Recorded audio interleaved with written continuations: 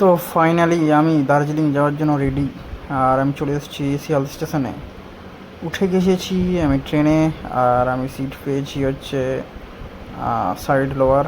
এখন বাজছে রাত্রি 10টা। আমি নেমে যাব সকাল 8টার মধ্যে নেমে যাব।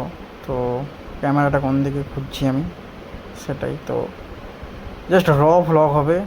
আর জাস্ট আমি ঘুম থেকে উঠলাম রাত্রে, মানে ট্রেনে তো ঘুম হয় না। তো এই উঠে একটু বাইরের ভিউ দেখা যাচ্ছে, একটু পরে নেমে যাব। তো তোমরা একটু বাইরের ভিউটা এনজয় করতে থাকো। এই দেখো, এটা হচ্ছে বাইরের ভিউ। এখনও চা বাগান আসেনি দার্জিলিংয়ের, তো এটাই। আমি নেমে গেছি এনজিবি স্টেশনে। আর এটা হচ্ছে রাস্তার মধ্যে পড়ছে, একটা শেয়ার্ড কার নিয়েছিলাম আমি। তো এটা শেয়ার্ড কার থেকে দার্জিলিং যাওয়ার পথে। আর এটা এখানে একটা চা খেতে এক জায়গায় দাঁড়িয়েছিলাম, সেটার ভিউ।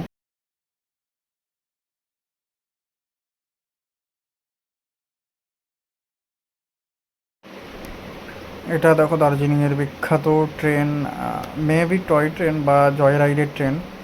তো আমার মনে হচ্ছে টয় ট্রেনই, সেটা যাচ্ছে গাড়ি সেই জন্য দাঁড়িয়েছিল। তো শেয়ার করে দার্জিলিং বড়সায় যাওয়ার একটা চারিদিকে দেখতে পাচ্ছ গ্রিন পাইন ফরেস্ট বেরোচ্ছি। তো চারিদিকে একটা গ্রিন আবহাওয়া, মানে দেখতেই খুব সুন্দর লাগছে। মানে বর্ষায় বৃষ্টিও হচ্ছে না, আর বর্ষায় যদি বৃষ্টি না হয় দারুণ ভালো লাগে। আর এটা হচ্ছে ঘুম রেলওয়ে স্টেশন। এটা আমি যাওয়ার পথেই পড়ে। তুমি যখন এনজিপি থেকে দার্জিলিং যাবে বা শিলিগুড়ি থেকে, তো এটা বেরোতেই হবে। তো ঘুম রেলওয়ে স্টেশন জানো, উচ্চতার দিক থেকে মেবি ভারত বা পৃথিবীর মধ্যে, সেটা আমি জানি না, এক্স্যাক্টলি মনে নেই এই মুহূর্তে।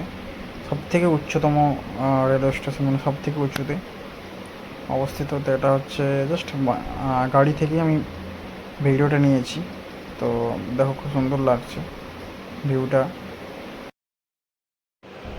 তো এটা হচ্ছে আমার জানলা দিয়ে ভিউ, মানে আমাকে যে রুমটা দিয়েছে। সেটা তার আগে তোমাদের একটু রুম ট্যুর দিয়ে দেওয়া যাক। এই রুমটা আমি জাস্ট অনলাইন থেকে বুকিং করেছিলাম। 3টে বেড দিয়েছে, অ্যাকচুয়ালি আমি সিঙ্গেল রুম বুক করেছিলাম, বাট তারা 3টে বেড দিয়েছে, টিভিও আছে, বাথরুমও আছে। রুমটা ভিউ খুব সুন্দর, চারিদিকে সব কিছু অ্যাভেলেবেল। সাইডে ব্যালকনিও আছে। আর এটা তোমার ক্যামেরাটা, এটা দেখো ভিউ। এটা হচ্ছে জানলা দিয়ে ভিউ, রুমের জানলা দিয়ে অসাধারণ ভিউ। পাহাড় খুব সুন্দর দেখা যাচ্ছে, পুরো পরিষ্কার, মেঘ উড়ছে। তো ওভারঅল একটা ভালো experience solo trip to Darjeeling. আর আমি এটা ম্যাল রোড থেকে জাস্ট 1 কিমি দূরে নিয়েছিলাম, 1-1.5 কিমি। আর আমি এখন আপাতত স্নান করে রেডি। তো স্নান করে রেডি, আর একটু আসতে লেট হয়ে গেল কারণ আমি নিচে নেমে গেছিলাম একটা ভুল রাস্তা দিয়ে।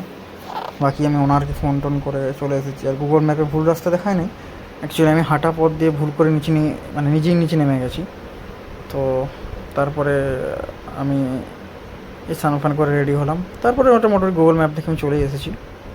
আর ওভারঅল এখন একটু রেস্ট নেব। স্নান করে এলাম, খেতে যাব। খাবার আমি ফোনেই বলে দিয়েছিলাম যে লাঞ্চ করব আমি, নর্মাল ভাত ডাল সবজি আর ডিম টিম এসব। তো চলো খেতে যাব।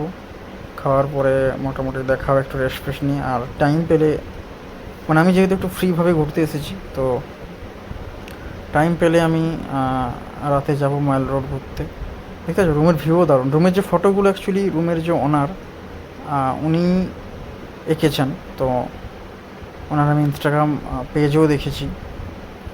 তো ওভারঅল একটা আলাদা এক্সপিরিয়েন্স। এবং আমার দার্জিলিং মেল অ্যাকচুয়ালি ট্রেনটা যেটা খুব সুন্দর, একদম পারফেক্ট টাইমে, মানে 8টায় টাইম এখানে 7:30টার মধ্যেই ঢুকিয়ে দিয়েছে সকাল। আর আমি 11টার মধ্যে দার্জিলিং পৌঁছেও গেছি শেয়ার্ড কারে।